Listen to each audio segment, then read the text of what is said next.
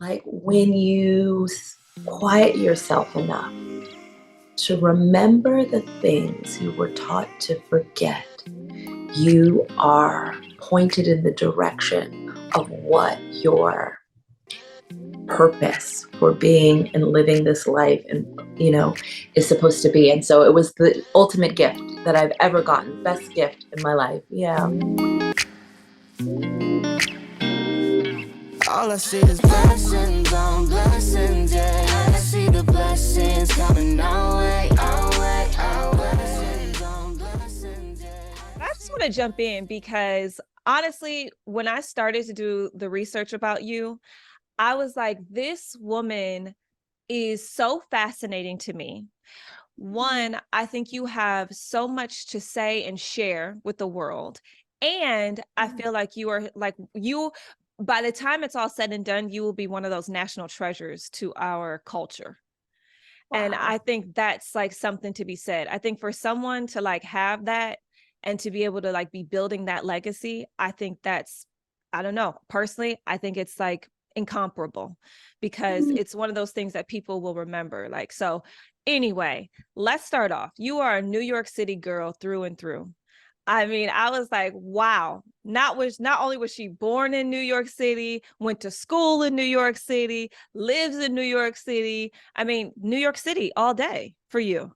Oh my God. Can I just tell you, it's so funny because I have these long locks now. And I love telling people when they ask me where I'm from, I'm like, I'm an island girl. And everyone always thinks like, oh, what island are you from? Like the Caribbean. I'm like, Manhattan. I No am like way. 10 toes down. Yeah. It's a love-hate relationship with any, like, it's the longest relationship I've ever had, right? Is this city. And Yeah. yeah, I love being from New York, and I love to leave New York, but I always know I'm coming back. Like these are my roots for You, sure. it's funny because I'm from Detroit and I went to school in Chicago. And then I spent about 10 years in New York. And Mm, so when people always ask me, I'm like, New York is where or I'm sorry, Detroit is where I was raised, but New York is where I became a woman. And I feel like mm. always, and I have the fondest memories of New York is where I met my husband. Aw. And we dipped out right before we had kids. So I'm always curious of, right, like you see this lifestyle with like kids in New York City. Is it, not only were you raised there, I feel like you mature so much quicker as a kid in New York City. You have to. You're just thrown Yeah, into it. yeah. I mean, I think that's the crazy part. Is like I grew up hearing like on television or reading in articles or books why would anybody want to raise a kid in New York, like as much as we have a great reputation for like arts, culture, entertainment, blah blah blah blah, finance, Wall Street, all of that, we also have this equally bad rap for like, people are mean or rude or crime. And I've never understood why folks wouldn't want to raise their kids in New York. I mean, it literally is an international cultural playground. Like, it is a space in which all of humanity exists in such finite Mhm. space that it's hard not to know and love your neighbor, or understand what makes them tick. There's so many, you know, cultural outlets of every variety. So, like growing up as a kid, just learning how to navigate New York City's subway system, you Mhm. interact with like the best and the worst of humanity, but it gives you a lens by which you can navigate your whole life and the entire world. So, I say, like, Mhm. growing up in New York makes you like the best global citizen. Our neighborhoods can be like hyper local, Right. right? Like Yep. accent and all, but it also gives you a purview in the way that the world works. And also, like, this is the wild part. It's a city where, like, no one comes to fail, right? So it So is true. filled with like Yes. hopes and dreams and aspirations of people, whether they're fully realized or not. That is the energy of this city. Like, people don't Mhm. come here to fail. So you're like constantly in an environment and an ecosystem where everyone is like shooting their shot. And so That's there's right. an energy to the ambition of the city that's that's contagious. And also, if this is your baseline, like New York is my baseline, it's hard to go other places. Like Yeah. I've tried to live other places, but I'm like, yo, pick up the pace. Yes. Yo, like, I where can we see going? that. I can Yeah. totally see that. If New York is your baseline and that's what you're used to, I definitely could see that. You know, it's interesting because they say, listen, New York is where dreams are made, right? Like that's what they all say. And I feel like I felt that same energy in New York when I lived there. I was like, yo, like I'm out here, like this is, I got to do something. Like my life, like this is, you know, what's happening? What's going on? Like I need to make it. And so Yeah. I agree with that. And I think that there is this value in raising kids there. And because you are a New York City kid as well, there's such value in that. Let's flip that on its head though, because now let's talk about as a mother, as a working mother, as a busy working mother, right? The hustle is hard in New York. Like you're now just the logistics of it. If you've got a little baby with strollers and all these things, and like the kids, like, you know what I mean? There's parks, but it's still city. You're surrounded by buildings all the time. Flip that on its head and tell me, as your perspective as a mother, you know, how is that with your son? Yeah, it's such a great question. I have to acknowledge a lot of privilege. Mm-hmm. Being born and raised in Harlem, my mother, is a Midwest gal. She was a Midwest gal. So she, born and raised East St. Louis, Illinois. Yeah. Um, and when she came here as an artist to kind of make it, Mm-hmm. she brought a lot of the Midwest values with her. Mm-hmm. So in a lot of ways, family was always important. And, she lived in a house that her parents built.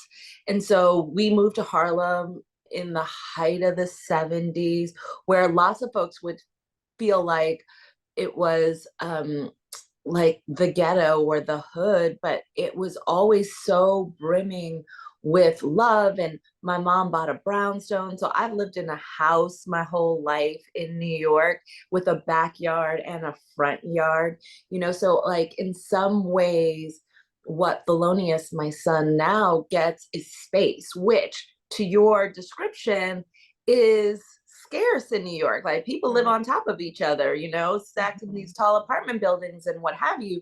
I didn't have that New York experience. And so I think that makes a difference. I would also say that like Harlem is a village, right? For better or for worse. Like, you watch old episodes of 227, even though it wasn't from Harlem, but that was like my growing up. Everybody, all the old Yes. ladies head out the window in everybody's business. If Yes. you were out past the lights coming up, somebody would like come and tell your mother about it, whatever it was. So there was something really like there, Community. That's community. community though. Everything you're describing, that's community. That's beautiful. 1,000%. And like at the end of the day, no matter how much your neighborhood changes, what you can hold on to and what you should hold on to is community. So I say all that to say that I've only seen it additive until raising a child in New York, until a COVID hit. And Mm. COVID, the last 3 years was really like a game changer in terms of, the rich got richer, the poor got poorer. The infrastructures of our cities, you started to really see how the disinvestment in certain neighborhoods really affected the livelihood and the health and wellness and social outcomes of different communities. And it was the Mhm. first time in all of the decades I've lived in Harlem, and I've always lived in Harlem, that I really started to think, as Thelonious was two going into the pandemic and, is now six, like, can I stay here? Can I do this? Because you stop thinking about your own ambition and you think about their ambition. That's And right. is there conditions now present that would stifle that for him? Right. Ultimately, you find your pockets of community, you find your people, and then you root deeper into those spaces. So, yes, we are still here, but you were absolutely right. Being a parent changes the game in terms of how you relate to your surroundings, your environment, your neighborhoods, and your communities, all of which are slightly different, but all of them are critical relationships in Mhm. your life Mhm. as in whatever you do, especially as a parent. No, you're right. You're absolutely right. I mean, like you said, I think the biggest thing that I could even take away from New York is that community is made. And I think that's a misconception about New York City. When I lived there for my 10 years, and I'll say this because I've lived in New York and I've lived in LA for pretty much the same time in each coast, right? New York, you instantly feel community with the people around you in a different way than you do in LA. Mhm. People are, even though people are so like on their grind in New York and they feel like they're like moving, trying to make it, I never felt isolated in New York. Mhm. Whereas I have felt that in LA. And so the difference of like raising kids, I can imagine is just like that same kind of microcosm, right? Like in New York, there's just, I don't know, community is just natural. I think it's a part, especially in places like Harlem, Brooklyn, where it's just ingrained into the fiber of those areas. And I lived in Harlem as well too. And so I feel like, so I feel you. I feel you on that. I feel you on that. So you start off and you're in New York. You go to school in New York, NYU, and then you become a stylist. And Mhm. so you kind of, buck the system of what your mom created, funded, started the National Black Theater. Mhm. Instead of following in her footsteps right away, you say, all right, I'm going to go over here. I'm going to be a stylist. I'm going to take this other creative lane, because clearly you are a creative. So clearly you are a creative, naturally born into this world of activism, naturally born into this world of supporting Black culture, right? But you're like, I'm going to do the creative aspect. Mhm. So how and why? Sure. I mean, New York is a big character in that story as well. I think the thing that folks don't realize about what I do now as a CEO of National Black Theater, having my mom having founded it, was, I had a real difficult relationship with the theater growing up because it was so clear that the theater was my mother's first baby. It was Ah. her first child. And sometimes the first child gets the most attention, often feels like the favorite because they were chosen in a way that, like, family was important to my mom, but she poured everything she had into the theater. So, you know, I have a new relationship, obviously, with our organization and the theater world in general today as an adult. But growing up, it was the kid that took my mom away from me, right? It was the one that demanded the most time. It was the reason why she wasn't at home around the dinner table sometimes. And so I never had any aspirations to be in theater. And my mom was so funny. She'd be like, I don't know why I work so hard. It's not like you and your brother are going to do anything with this. And we were like, you right, Yeah, right. I And read then, that. Yeah. yeah. And then enter New York City. Like, as a city kid, like, I grew up, it was like the birth, not the birth of hip hop, but like that backpack Yeah. pop culture. And so I was always like down at Washington Square Park, hanging with my folks, my communities. Everybody was in a cipher all the time. And I remember just being like, my mom was an actor, a director. My father was a photographer and an Mhm. actor. Like, everybody had a lane, and I didn't understand my creative lane. Like, Mhm. except for I would tell stories through my clothing. Like, I always just use clothing as a canvas to express how I felt in the moment. It was aspirational. Like, if I was in a bad mood, then I would wear this to make me feel happier. So I really like used the colors of clothes to paint pictures. Mm. And so one day I was discovered in Washington Square Park by a trend forecasting like headhunter, Uh-huh. a designer at Levi's, who was like, you have wicked, you have cool style, wicked style. Like, have you ever thought that you could be like a trend forecaster? Had no idea what that meant. But so early on in high school, I got recruited to work with designers, to go shopping with them, for them to shop my closet. And I was making, like, as a 15-year-old, like, good cash. So I was Yeah. like, this is easy. So fashion found me. I didn't find fashion. And as I kind of navigated high school and then college at NYU, again, like never choosing fashion. Fashion just kept choosing me. And it was a way to pay the bills, and Yeah. people liked what I could do. And so I always kind of gravitated to that. What I wanted to do is I wanted to work in the music industry. Did And did fashion did fashion just come easy for you? Was it just yeah, like it felt easy? Like this is something yeah, that kind because of is in my back pocket. yeah, I mean, I would say that fashion is tricky. For me, style is real easy. Like how to Mm, interpret how to interpret and how to tell stories through clothing was something I always did. And I remember as a kid, of course, you're always being prepared for what your life's purpose ultimately will be and is supposed to be. The folks in the theater world that I gravitated to, my mom's friends that I love so much, were costume designers. Like I yeah. just love the idea that you could tell a story that before you even open your mouth through clothes. So in that sense, it came easy to me. But the fashion industry, I don't want to curse on your pod, but like it's a mind.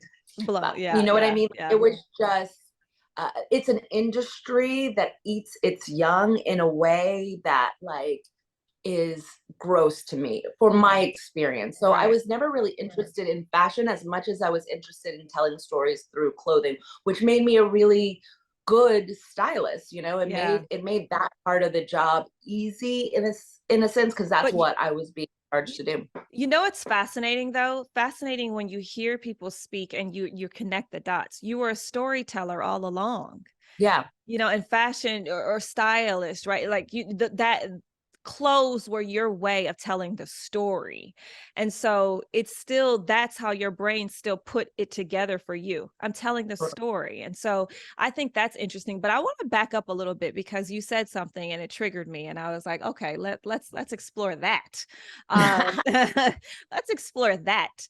Your mom was obviously uber successful in what she did. Um, but that took a toll, right? Like that comes at a price. And do you feel like, I don't know what the question really is, but do you feel like that price of her success came at your expense with moments, right, that you missed out on in your childhood? Yes and no. I mean, I think probably a lot of your listeners and viewers can relate. Like, as a busy mom, all of the gaps you experience in the way that like you would, if you could, you would be there Right. for your children, but you can't. So, Hmm. you know, does it leave a mark? I think it does, right? Like we are shaped by all of our experiences and all of but you know, the one thing that my mom was, I mean, she was lots of things, but she was also my best friend, right? And we were so close, and I was her closest confidant. And in many ways, vice versa. So I think that like it did take a toll from like when I had a kid, like those maternal instincts, I Yeah. feel like maybe didn't come to me so naturally because I didn't have a mom that had those like very traditional maternal instincts. What she Yeah. was really adamant about was that I would be a global citizen that had deep humanity and valued community and, you know, and how we gather folks, right? Like, Hmm. and so I got that in a way that is my superpower now, right? Yeah. So she prepared me in so many ways. But when, you know, the doctors handed me Thelonious, I was like, what am I doing with this little, you know, helpless, lovely human being? Because I didn't get that. So I didn't necessarily have it to give. Right. Um, but How the did you things that I find it? do, How did you find it? I mean, I think, um, well, one, you know, allowing myself to be filled with grace towards the things that I don't know how to do. Mm. I think that I had this moment, like I'm a older mother, right? Like I had Thelonious basically when I was about to be 40. And I had already been the CEO of National Black Theater for, you know, 10 years almost. And, nobody could tell me what to do, right? Like, try me, you know, and you fight hard to be respected and to be able to have, you know, the space to make decisions in your life and move in the world a certain kind of way, especially when you get to the age of 40. And then all of a sudden, as if overnight, there is this like 7 pound, 7 ounce thing that is dictating your every move.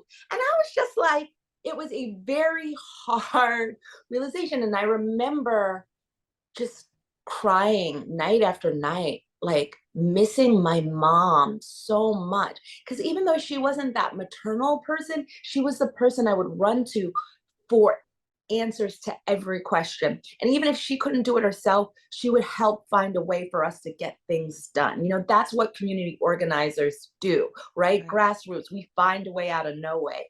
And I remember having a conversation with my mother and my grandmother and my great grandmother, all of my ancestors, 7 generations back. And I was praying and pleading, and they gave me one word that changed my life around all of my work, but specifically around how to parent this child, which was to surrender. Wow. And in the moment of surrender, I don't have all the answers. I don't have to be the best. I just have to be present and surrender to this experience and listen to what he needs. Right. And it became this really gorgeous relationship of us growing up together, you know, and me surrendering to what it means to be in this chapter of my life and have my heart live outside of my body in this Mm. like helpless little thing. Anyway, so yeah, that's what shifted it for me. Just understanding the power of surrender, Yeah. and giving it up to the forces and the energies that are constantly around us, conspiring for our highest good. Yeah. Um, yeah, and so I that's how love that. I kind of found footing. I love that. You know, I think my mom passed last year So from breast sorry. cancer. So my listeners probably know that if this isn't their first podcast listening to me. But Yeah, yeah, sorry. so it's thank you. Thank you. I appreciate that. It's been quite a journey, but you know, I think life after her has been in weird ways. It's opened me up in weirder ways. Obviously, I'm still healing in other ways, but I try my hardest to talk to her. And I Mhm, and I and I find sometimes it's so hard and sometimes it mhm. comes so easy. And I heard that you channel your mom sometimes. And so what does that experience look like? And now even hearing you speak, I mean, three generations back, you know, Yeah. it's a very powerful, powerful thing. So how do you do that? Yeah, it is super powerful, and we all have access to it. Um, I had a friend whose father passed around the time my mom passed, and I remember seeing them, and they were struggling navigating grief Mhm. because they were so close. And I said, and he said, how are you navigating this grief? And I said, well, I talk to my mom all the time. And he said, well, how do you do that? And I said, I just do, right? Like the way my mom passed, she passed of a heart attack. So the last conversation, like I had a conversation with her at 5 o'clock in the afternoon, and then I got a call at 5 in the morning that she had passed away. Like there was like no psychic distance between talking to her and not talking to her. So I just kept talking to Talking to her. her. Um, and you know, they say like energy never gets destroyed, it just changes form.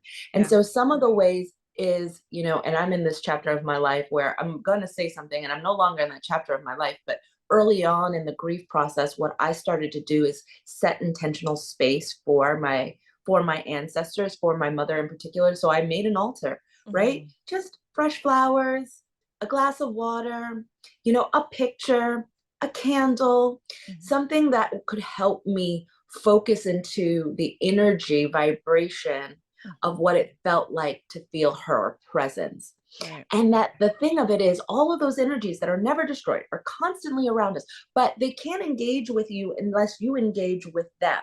So you can just say, help me, you know, help me with ease and grace and flow to X, Y, and Z, whatever you would ask your mom, Mhm. or I need to feel you. I think when you see 1111, that is your I know. mother So saying like, I'm here, like I Sade, this got is what I was you. gonna talk to you Yes, about. that is it.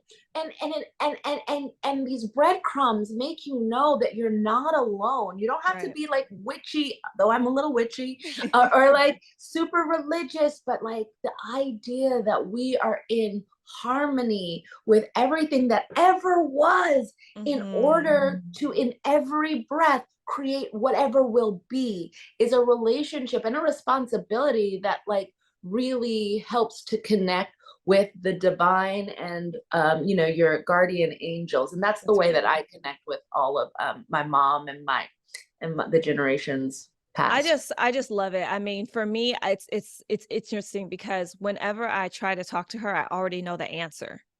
Like I know exactly what she would say. Like I'm like, okay, I get it. I know exactly what you would say. Okay, I get it. Like it's already, the inner dialogue is already there.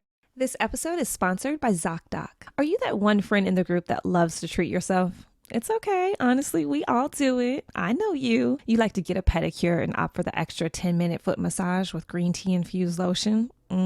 Refuse to make coffee at home because that fancy coffee shop is right downstairs. Opt for that extra leg room or even a first class seat on the plane because your vacation starts now.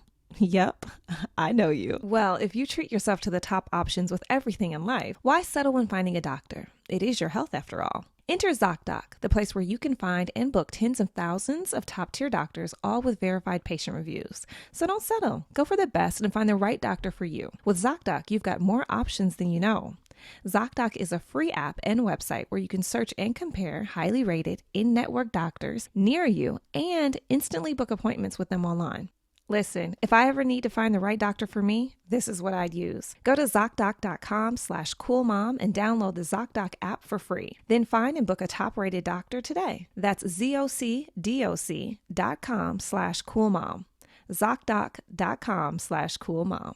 But there's something that I read about you that gave me goosebumps. And it was you were a stylist at the time. You called your mom and said, Mom, I need my passport. Send me my passport, please. She sent the passport. In the meantime, between the time that you got the passport and her sending it, what happened? Tell me that. How did that play out? Yeah, so I parlayed styling into starting a swimwear line called Luna Azul Swimwear, which is the first time I became a CEO. And I remember being at Swim Week down in Miami, and I just thought I was such a boss lady, um, selling this swimwear, and Sports Illustrated was about to pull my looks, and I was like, "Oh, I'm about to Yes. be rich and famous!" Right? Yes. And then I got a call from my old boss who asked me, who I used to be their stylist, and asked me to come to Paris because he was shooting a music video about a song that he wrote when we were on tour together, and it reminded him of me, and would I come and be the girl in the video? Now, I've never been a girl in a video ever, never had the desire, but once you're invited, That's I right. was like, so but I can't. I'm a CEO of a company. So I called my mom, and my mom was like, always say yes to Paris. Like, figure it out. You have partners. Say yes to Paris. I was like, when Paris calls you, always say yes, is what she said. I love that. So I was like, well, if I'm gonna do that, I need my passport. And she was like, oh, Sade, I'm so stressed, but I will get it to FedEx tonight, and you'll have it tomorrow in Miami. So I could leave from Miami to Paris. And the next call I got was that she had passed away. And so obviously I went home. I was planning her memorial service, devastated, paralyzed with grief and confusion, just like the confusion of the why question. When someone you love passes, why them? Why now? What does this mean, right? And the doorbell rang, and it was FedEx. And it took a week for the package that I've totally forgot about to be rerouted back to where it was sent. And so I get this package in the mail, and I open it up, and it is the passport that my mother had sent to me in Miami with a handwritten note. The last thing she wrote said, "Life is short, live it to its fullest." And that has set me Wow. on, yeah, yeah. It is the breadcrumbs Wow. of, like, when you quiet yourself enough to remember the things you were taught to forget, you are pointed in the direction of what your purpose for being and living this life and, is supposed to be. And so it was the ultimate gift Wow. that I've ever gotten, best gift in my life. Yeah. I mean, I can imagine, wow. Just Yeah. wow. Wow, that's beautiful. I Yeah. mean, and the timing of it, like wow. I think there's some things that you can't explain, but you can feel, you know? Mm, And I think in those moments, you can't explain why or how you receive certain answers, but you mm, just have to feel them and accept them. And so I think that's just a powerful message, right? Um, mhm. Exactly. I think my biggest challenge too is always my mom was alive when all three of my kids were born. So all three of my Mm, kids did know my mother in some capacity.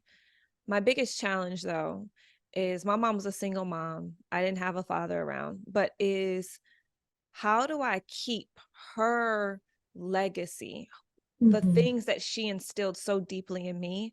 How do I then pass those down to my children? And especially, I mean, all my children, but especially my daughters, right? But mhm. like, how do you keep your legacy of your mom in your family? You know? Yeah. Wow. I feel you on that, like, so deeply. Um, One, that you are a steward of your mom's love and grace, and everything that she is has been sprinkled into you as to what you're supposed to pay and give forward. So, one is just being, um, the daughter that she raised, Hmm. is a part of how you keep her legacy alive. How you live your life keeps her legacy alive. I would say, practically speaking, something that I did and do less so, because I told you I'm in a different chapter right now in my life, but building these altars of Hmm. remembrance Hmm. that the kids get to participate in, like, oh, what flower should we put on grandma's Oh, I altar, love right? that. Like, they get to pick the flower. I think she'd like this color. Or, my mom always loved white lilies. So every time they see a white lily, they go, should we get it for the altar? So there's that. When Thelonious was really small, I wanted to create the embodiment of the protection that I still felt from my mother on the other side. Mhm. And so I got a stuffed animal, like a small stuffed animal that Oh. was like my mom's favorite animal, and she was a Delta, was an elephant, and also Ganesh's good luck. So Yes. he had a little baby elephant that was called Gaga Barbara. Oh. And so he got to sleep with her, or I would say, you know why it's an elephant? Because your grandmother always loved elephants, or, the That's things right. that they could really connect to in a loving, nurturing way, and Mhm. a tool for storytelling through the stuffy, or the lovey, was a Right. way that I kept her alive. Yeah. Yeah, I think that's beautiful. And I think that's actually tactical tips, you know what I mean, that people Yeah. can actually use. And I love that. I think that it's about celebrating, continuing to Yeah. celebrate, in whatever Yeah. way, shape, or form, but continuing to celebrate. It's interesting. So now, let's fast forward and talk about the National Black Theater. You literally for so long told a story in a whole different way. And now full circle moment. I mean, my gosh, full circle moment. You took over the National Black Theater as CEO, and now it is your moment and it is yours. I'm interested because, I also read at your mom's funeral, your auntie just happens to be Auntie Maya Angelou, just auntie, um, said that, no one can do it as well as your mom. No one can do it better. And here you are now following in her footsteps. How did it feel to make that first step into this new chapter for you? And what was the moment where you were like, I got this. I'm good. I got this. Oh, so that moment at her funeral, Avery Brooks was reading these words that Auntie Maya wrote about my mom, which she like proclaimed that everyone should retire my mom's jersey. That feels great as you're just like, yeah, I'll take it on. Yeah, for real. So, But at that you know, moment, but that at that moment, were you thinking about taking it on? Or were you still in your like stylist days and like you had a swimwear line and you were CEO of something else and was that even a part of your like was that even a part of yeah, your mind? yeah, it was. I mean, Oh. it's those courageous decisions. I mean, I didn't have to caretake for my mother because of the way she passed, but I think that any of your listeners or viewers who have had to caretake, Mhm. and I don't know what your journey with your mom was, Yeah. it's like no matter what job you have in the world, when you become a caretaker, you don't think about like all the other things. You just kind of live through. And so, like, my instinct, the board asked me to come on board for 6 months. My instinct was like, that legacy of my mom was that caretaking muscle, right? Like, Mm. as my best friend, she was a woman, you know, and posthumously, thankfully, she gets the respect and the attention and her due, but it shouldn't have to take someone's death for people to get their flowers. That's But right. in her life, as a woman to woman, I watched her get erased from her own narratives. I Mm. watched her get erased from her own stories and accomplishments because she was Black, because she was a woman, because Mm. she was audacious and dared to do things that no one thought was possible. She always raised me to say, impossible is I'm possible. And so I watched this happen. And every time she would reach some like astro plane of vision for what the future could be, either someone tried to knock it down, steal it, or claim it, right? So for Mhm. me, my yes had nothing to do with the National Black Theater. My yes came from this space of like sacred caretaking, of Mm. being so clear that this woman, my best friend, how I understand community, deserves everything back that she gave. And I could commit to that. And so things start to fall away, right? Like, Yeah. this, things start to fall away when you get closer and closer to your calling. The Yeah. things that feel like they define you, or this is this chapter of my life, or these friends begin to fall away when you start to really come in alignment with your destiny, with the what you were put on this planet to do. And that's kind of what happened. All of a sudden, my partners in the company, they got married and they wanted to be wives and mothers, so they were less dedicated to the business. Mhm. Like, someone came along and wanted to buy it, so Luna Zool like naturally fell apart. I thought I could do both. Right. um yeah, so It's so that is. interesting because I listen to you and I'm like, the National Black Theater is your love letter to your mother. Yeah, period. It Period. really is. And that's why I think I can run so fast in the space of theater, because my mom used to always say, where there is love, there is no fear. And Ah, I feel so fearless in the space that I occupy, because it is so, and like, as a tactical thing to the folks that are listening, right? Like, find your love language. that's right. Find what it is that you love so deeply. It could be your people, it could be your community, it could be your child, Mhm. so deeply. And then, like, create the opportunities, or create what your life looks like, rooted in love. My mom used to always say, love is the only currency you can take to the bank. And I truly believe that it is the most powerful currency to take to Mhm. the bank. And so, yes, my yes was not about theater. I ran from it my whole life. My yes was this love letter to my mother. And it wasn't until Auntie Maya passed away, Mhm. right? That, like, I got it. Yeah. Because before that period of time, like 3 years period of time, I was doing what a lot of folks do, especially early on in your career, where you kind of have imposter syndrome, whether you believe in it or not. I'm like, I am the CEO of the National Black Theater. Like, I kept Yeah. being like, what would Dr. Tier do? What would Dr. Tier do? But Mm, the truth of the matter is, I didn't have a relationship to what Dr. Tier would really do from the perspective I was thinking about it, because again, I wasn't involved in the theater. And so my authentic self could not show up in the times where it required me to be so.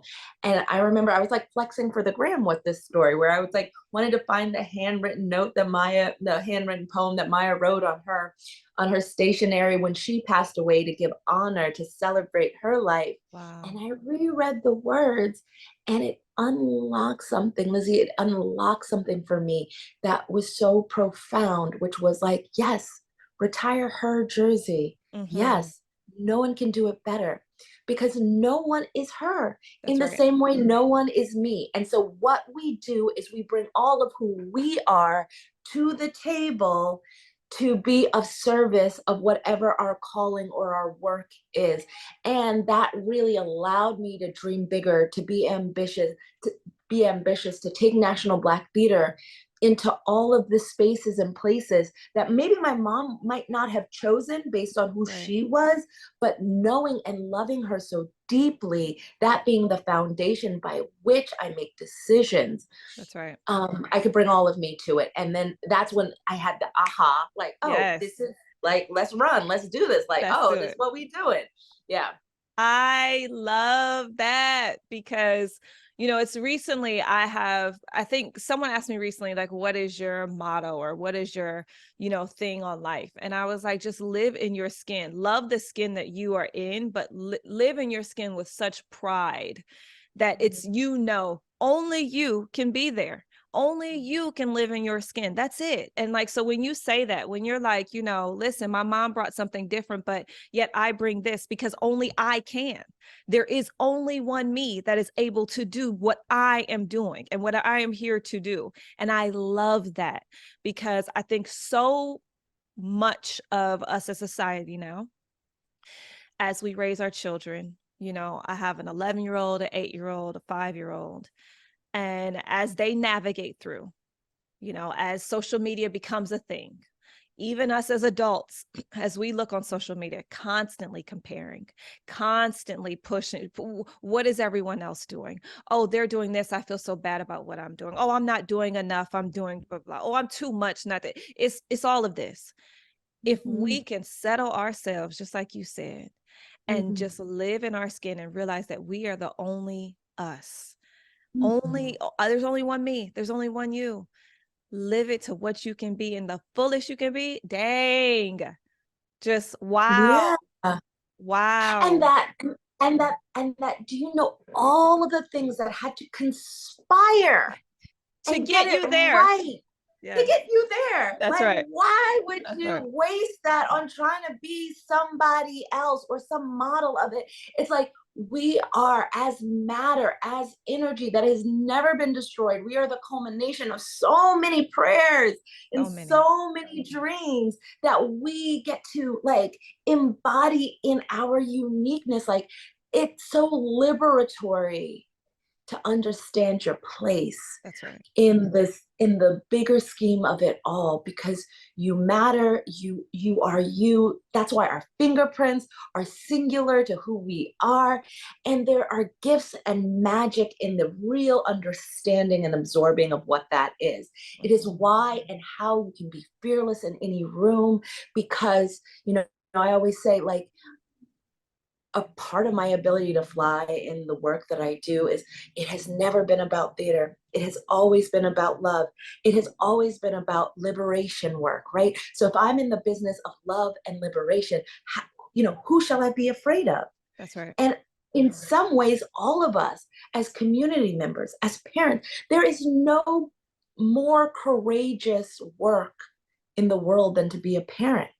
You have to have so much hope and faith Yeah. in not only what you know, but that there will be a future tomorrow. And so all of that, What how you you don't know. interpret and what you don't know, Mm-hmm. and what we can be in service to, how we divinely listen to, like, how to protect our babies, how to set our babies up for success, all of the things.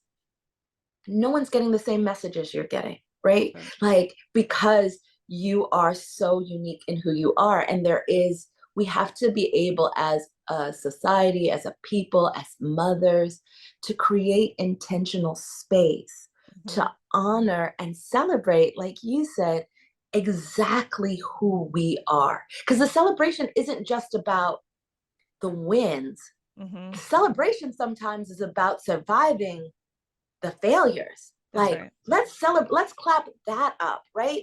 That our strength is because we had to endure and struggle and go through the things.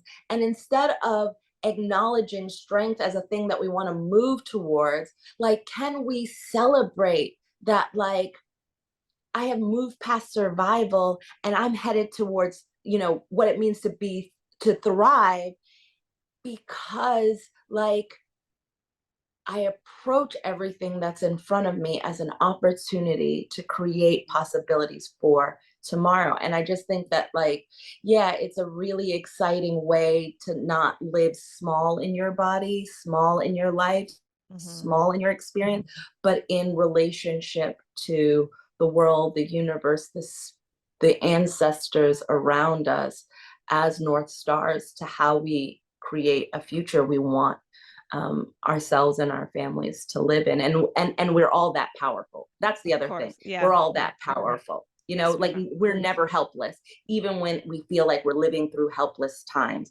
there's Mm-hmm. always something that you can do in your life, in your community, in your work, to make a difference for other people. And that difference makes a difference in the world. Do you know what That's I right. mean? That's right. Yeah. Yeah, 1000%. I echo everything you said. There's interesting. I was listening to something recently and they posed a question to a table of Black women. And they said, how do you feel about the term strong Black woman? Mm-hmm. And, some of the comments were, I don't like it. It doesn't give us space to be vulnerable. It forces us to always be strong and feel like we have to put on this armor. And some people were like, no, I lead by being a strong Black woman. That is what I was raised with. That is who I am. That is how I present to the forefront. How do you feel about that term, strong Black woman? So, really complex question and a good one. I think Black women have had to be strong our whole existence. And so I do think it is a reality. But I had this teacher, Joya, who was like a healer. Mm-hmm. And she told me, especially when I was like really like neck deep in grief and just going through so much, she said, never pray for strength. Because the only way that you actually get strength is through turbulent, hard, troubled, violence, traumatic times. Mm. Like, strength is something that is a result of trauma, but that we as Black women could call in softness. It doesn't mean that you are less able, or, but you can meet your life with rest. You can meet your life with vulnerability. You can still be protective. You can ask the universe for the lessons you need to learn in with ease and grace, and in a space of softness. Because at the end of the day, strength is also a battle scar of what you've learned. And the way life works is the shit you're supposed to learn, you go and learn. But That's right. how we can be a co-curator in how we learn it is calling in ease, calling in, let me learn, dear God, or, mama, whoever you talk to when you conjure, Mm-hmm. you ask for ease and grace and softness, because we don't have to be strong to survive. Like, strength is a trauma response, Right. right? And if we're constantly in trauma, fight or flight, we actually don't learn our lessons. We just pass the trauma on. And so I believe in a world in which we ask for what we need and want. And what I need and want is to stay soft as I learn the lessons I'm supposed to learn and build what I'm supposed to build, and in spaces that want to annihilate me. And let's just be clear, as being Black, being a woman, being a CEO, almost every space was built to kill me. That's right. Right? However, that is their story. That is not mine. That's and right. so I walk into every room with the story I want to tell, not the story that folks want to tell about me. And so right. I don't ask for strength, and I don't claim strength as a value by which makes me more capable or valuable. I actually pray for softness. I pray for ease, in all of those ways. And I think that every Black woman, if we knew that so much of our responses were actually trauma informed and not love informed, not experientially informed, like all the things we tell ourselves of why we got to be the way we are, we would reclaim so much more power, you know? Yeah. And be courageous in ways that, like, we are currently brave, right? And I always say brave is your musculature, is very patriarchal, but courage, you know, the root word of courage is heart. Being courageous is making decisions with your whole heart, and not with what you have to like strap on your back to be able to survive. Yeah, to go out into the world. Yeah. This is a question. Sade, what is your daily prayer? Mm-hmm. It's going to sound so crazy. So remember, I keep saying I'm in this other chapter. I have a good girlfriend. Oh, I love her so much. Her name is Beatrice Dixon. She is a badass boss, founder of Honey Pot. Oh, And yes. yes, just a beautiful Black sister, woman, friend. And we were having dinner the other night, and I was talking about how, like, what my prayer is, and like how I feel so guilty that like I haven't built these altars. I love building sacred spaces. The building that I'm building in Harlem right now, I'm like, it's a living land acknowledgement, is like a sacred space. And I'm always trying to get to the thing that can give me the capacity so that I can build these like matrices of manifesting spaces. And I said, so like, I know I just need to meditate more. I need to take care of my altar more. And she said to me, she said, Sade, what you don't understand in this moment of reaching for those spaces is that you're the altar. And that is the chapter that I'm in. So if I'm the altar, I don't have to go nowhere. I don't have to do anything. I just have to be and listen. And so if there is a daily prayer, it is, I ask for help every single day from my guardians and my ancestors and the generations of women who know and can see things that I can't, to help me navigate whatever's in front of me today with ease, grace, and flow. And so I ask every day, like 3 times a day. Like sometimes I'll set an alarm, like 11 o'clock. Oh, help me, you know, because I'm holding a lot. That's And right. I can't know, to your point, I can't know what I don't know. But this is the chapter in which I honor myself as the altar itself. And so my prayer is for that, to remember that. I like this chapter, Sade. It's I a good really one. do. It's a great one. And I love seeing your journey through it, because I'm telling you, I can't wait for the book.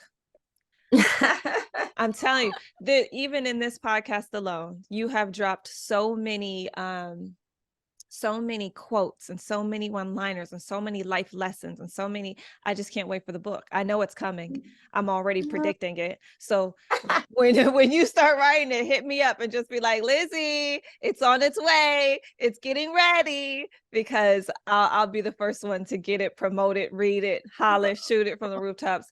I'm looking forward to it. Thank you, Sade, for sharing your journey with us. Thank you for talking with us and with me and sharing with me. I appreciate you more than you know. And I'm thankful for this time that I got to spend with you. And even those little nuggets I will take with me for years to come. So I appreciate you and I thank you. Thank you, Lizzy. This has been great. And this is like literally the best thing to have in the middle of a work day. It's just like this gorgeous time and this space that you create and hold. I really feel honored to be here. So thank you so much.